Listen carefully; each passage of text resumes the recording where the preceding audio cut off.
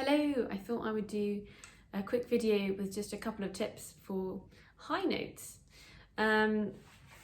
So for high notes, we have three main things to think about. Number one, and most importantly, is our air speed, how much air we have and how fast we use it. Air speed is number one. Number two is going to be our thumb position at the back. Yeah, we want a really good thumb position.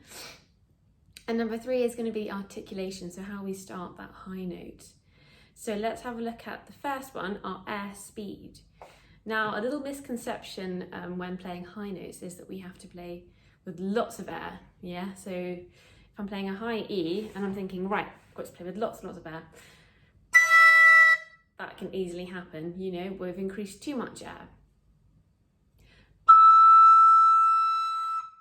We want to have a fast air speed, but at the same time, we're going to actually have a look at our throat. Yeah, it's almost as if you're yawning. We've got an open throat, fast air speed, combine the two, opening your mouth, opening all of that.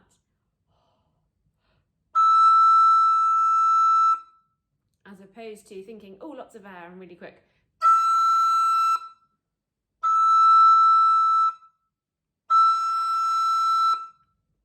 So what you can try is maybe just playing that note and trying it two different ways, thinking open and relaxed with a fast air speed, and then trying it with just thinking, oh, lots of air quickly, and just feel how it feels, the difference between those two approaches.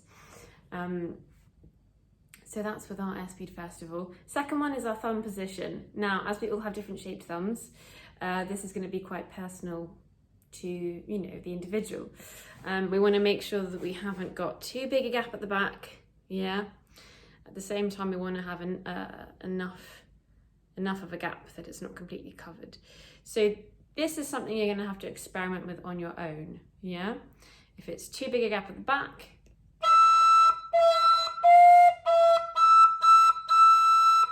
just try playing that high note and then moving your thumb around and then see where it feels really comfortable. Yeah, that would be my tip for that one.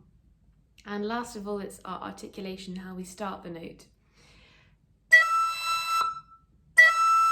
That's the very harsh tonguing.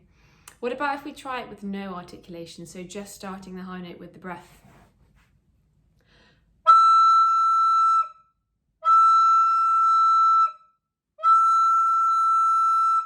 Obviously there's a at the beginning, but actually it's nice to have that feeling of just the air starting it as an experiment.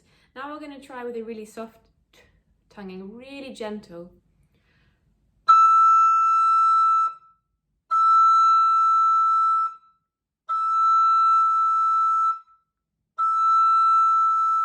So the tongue is very gentle at the beginning, okay? So another way to practice your high notes, apart from just playing one high note, is to practice going from other notes. So for example, if we're starting on an E, we can do this.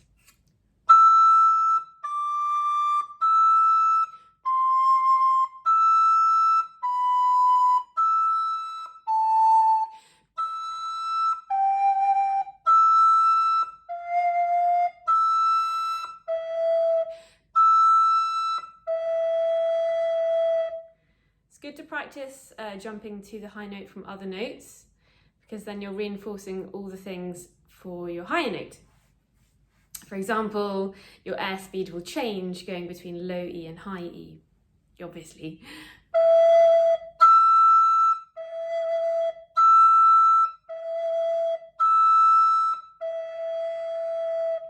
So it takes a bit of time for our body to adjust to this idea, and you can then do different octaves. You know, you can do C octave, you can go.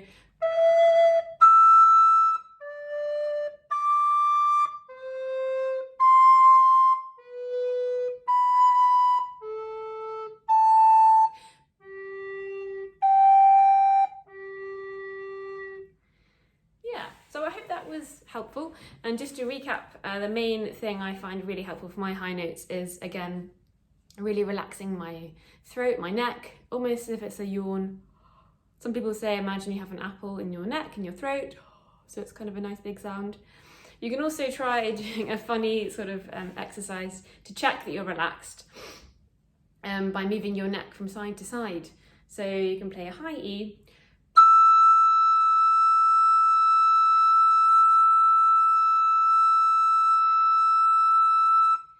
and then you'll definitely sort of have to be relaxed to be able to move it. Yeah, so I hope that's helpful. Those are my 3 tips for high notes.